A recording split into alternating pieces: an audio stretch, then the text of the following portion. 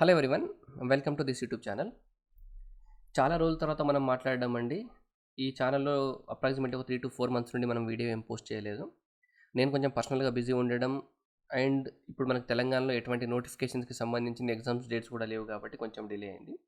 So, ఈ వీడియోలో మనం ఏం చేద్దామంటే మీకు ఆర్‌పీఎఫ్, ఎస్ఐ కానిస్టేబుల్‌కి సంబంధించిన ఒక అప్డేట్ ఉంది.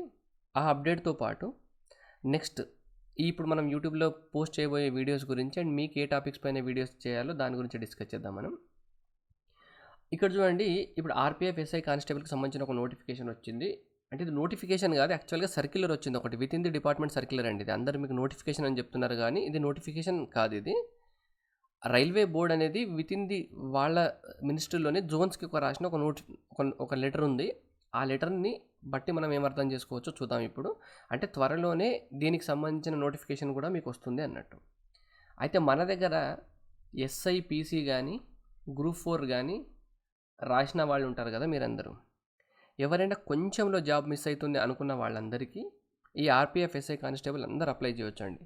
ఎందుకంటే మన దగ్గర వచ్చే పేపర్ టఫ్ అంతా ఆర్‌పీఎఫ్, ఎస్ఐ కానిస్టేబుల్ పేపర్స్ ఉండవు. ఇప్పుడు మీరు మన దగ్గర అర్థమెటిక్ కానీ, రీజనింగ్ కానీ పేపర్ స్టాండర్డ్ చూస్తే మీకు చాలా ఎక్కువ ఉంటుంది. అక్కడ పేపర్ స్టాండర్డ్ అంతా ఏమి ఉండదు.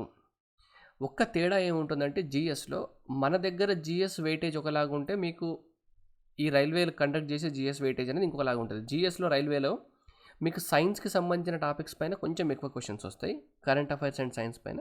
మన దగ్గర సైన్స్ పైన కొంచెం తక్కువ క్వశ్చన్స్ వచ్చి Telangana history, movement, polity, history, geography ఇటువంటి క్వశ్చన్స్ కొంచెం ఎక్కువ ఉంటాయి కదా.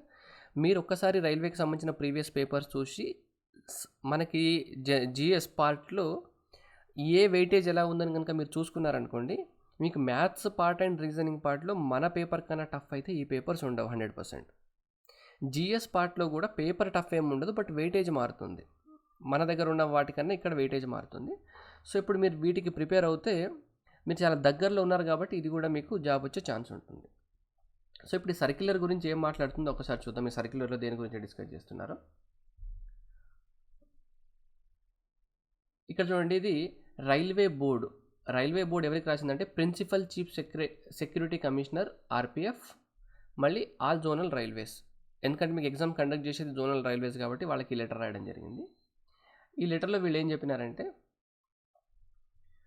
డిటర్మినేషన్ ఆఫ్ వేకెన్సీస్ గురించి. అంటే మీకు రైల్వే బోర్డ్ అనేది టైం టు టైం వేకెన్సీస్ని డిటర్మిన్ చేస్తుంది.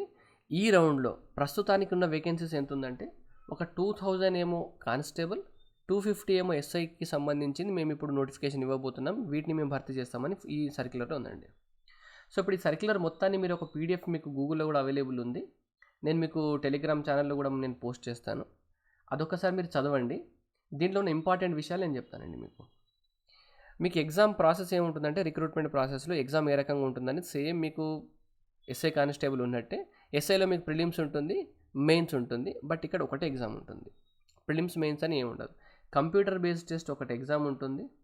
దాని తర్వాత same physical measurement, physical efficiency test మీకు అక్కడ ఉన్నట్టే ఉంటుంది. దాని తర్వాత డీవీ ఉంటుంది. ఈ 3 స్టేజెస్లో ఎగ్జామ్ కంప్లీట్ అయిపోతుంది. మీకు కంప్యూటర్ బేస్డ్ టెస్ట్లో ఏముంటుందంటే 50 క్వశ్చన్స్ ఏమో మీకు జీఏ అండి, జనరల్ అవేర్నెస్ అన్న జిఎస్ అన్న అనుకోవచ్చు. 35 క్వశ్చన్స్ ఏమో అర్థమెటిక్, 35 క్వశ్చన్స్ ఏమో రీజనింగ్. ఈ 35 క్వశ్చన్స్ అనేవి అంత టఫ్ క్వశ్చన్స్ ఏం కాదు. మీరు ప్రిపేర్ అయిన లెవెల్ కన్నా కూడా తక్కువ క్వశ్చన్సే. ఇక్కడ మీకు ఉండేది ఏంటంటే మీకు అక్కడ నెగిటివ్ మార్కింగ్ ఉండదు, బట్ ఇక్కడ 1/3 మార్క్ నెగిటివ్ ఉంటుంది. అర్థమైందా? అంటే మీకు ఇవి మొత్తం ఎంత 120 క్వశ్చన్స్ సాల్వ్ చేయడానికి మీకు 90 మినిట్స్ మాత్రమే టైం ఉంటుంది. అంటే మీకు 1.5 అవర్లో 120 క్వశ్చన్స్ సాల్వ్ చేయాలి. అంటే టైమింగ్ కన్స్టెంట్ ఉంది. అంటే ఇప్పుడు మీకు జీఎస్లో టైం సేవ్ చేసుకోవాలి. మీరు అర్థమెటిక్, రీజనింగ్లోనే మీరు 35 క్వశ్చన్లు, అర్థమెటిక్ 35, రీజనింగ్ 35 క్వశ్చన్లకి 70 క్వశ్చన్లు సాల్వ్ చేయాలంటే ఈచ్ క్వశ్చన్ సాల్వ్ చేయాలంటేనే మీకు 70 నిమిషాలు కావాలి.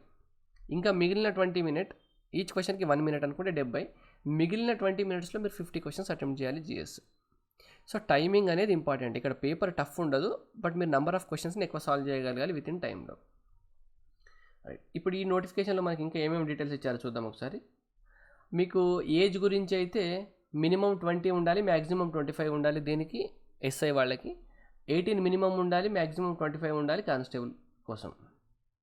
ఎడ్యుకేషన్ క్వాలిఫికేషన్ విషయానికి వస్తే మీకు ఇది మనం ఆల్రెడీ డిస్కస్ చేశామండి ఎగ్జామ్ ప్యాటర్న్ గురించి. ఎడ్యుకేషన్ క్వాలిఫికేషన్కి వస్తే 1/3 నెగిటివ్ మార్కింగ్ ఉంది. And language of the question paper will be as per the norms of railway recruitment board. మీకు రైల్వే రిక్రూట్మెంట్ బోర్డ్ నోటిఫికేషన్ వచ్చినప్పుడు ఎన్ని లాంగ్వేజెస్లలో ఎగ్జామ్ ఉంటుందనేది అప్పుడు నోటిఫికేషన్లో క్లియర్గా చెప్తారు వాళ్ళు. అండ్ నెక్స్ట్ ఇంపార్టెంట్ థింగ్ ఏంటంటే ఈ నోటిఫికేషన్లో ఇది వెరీ వెరీ ఇంపార్టెంట్ అండి. మీరు ఎవరైనా ఓపెన్ వాళ్ళు ఈడబ్ల్యూఎస్ సర్టిఫికేట్ కనుక తీసుకుందామని అనుకుంటే మీరు ఇప్పుడే తీసేసుకోండి.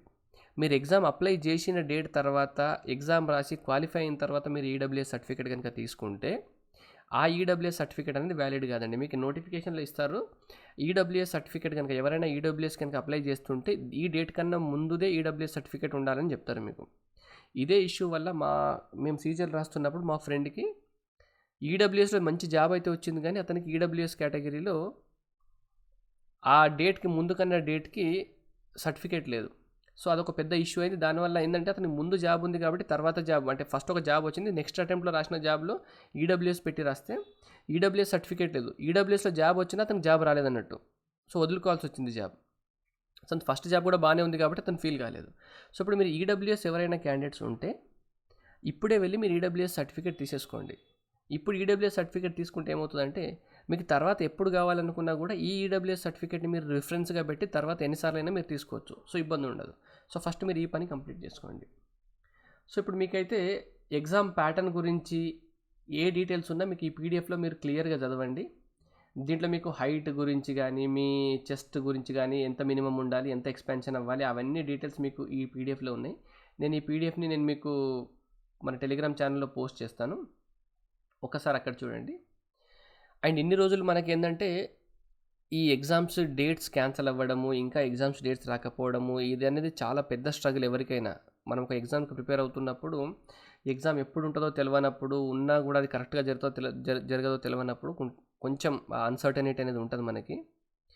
సో ఇప్పుడు మనకి ఆప్షన్ లేదు, మనం ఫైట్ చేస్తున్నాం, తప్పదు. కాబట్టి ఇప్పుడు మీరు తెలంగాణలో ఇప్పుడు టీఎస్పీఎస్సీ బోర్డు కూడా క్యాన్సిల్ అయింది, కొత్త బోర్డు ఫామ్ కావచ్చు, నెక్స్ట్ ఎగ్జామ్ డేట్స్ అనౌన్స్ కావచ్చు. కాబట్టి ప్రిపేర్ అయ్యే వాళ్ళు కొంచెం గ్యాప్ వచ్చినా కూడా ఇప్పుడు కొంచెం ప్రిపరేషన్ స్టార్ట్ చేయండి. అంటే అట్లీస్ట్ ఇంకా మీకు అంత కన్ఫర్మేషన్ వచ్చిన తర్వాత స్టార్ట్ చేస్తే మీకు అప్పుడు ఏమవుతుందంటే మళ్ళీ ఆ ఫామ్లోకి రావడానికి కొంచెం టైం పడుతుంది.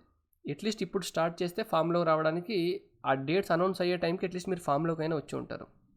ఇంకా మనం గవర్నమెంట్ జాబ్స్కి ప్రిపేర్ అయ్యే ఆస్పిరెంట్స్కి ఈ బాధ తప్పదు. కాబట్టి ఎనీ టైం ఎనీ డే అన్నట్టు మనం రెడీగానే ఉండాలి.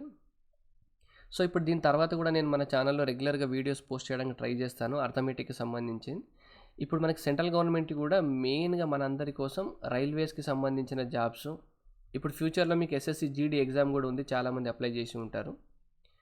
సో వీటన్నిటి కోసం నేను అర్థమెటిక్ టాపిక్స్ అంటే మనకి ప్యూర్ మ్యాథ్స్ అనేది ఈ ఎగ్జామ్స్లో ఎక్కువ ఉండదు కాబట్టి నేను మొన్నటి వరకు డిఏఓకి సంబంధించిన ప్యూర్ మ్యాథ్స్ క్లాసెస్ ఒక ఫుల్ ఫ్లెడ్జ్గా కొన్ని టాపిక్స్ అప్లోడ్ చేశాను.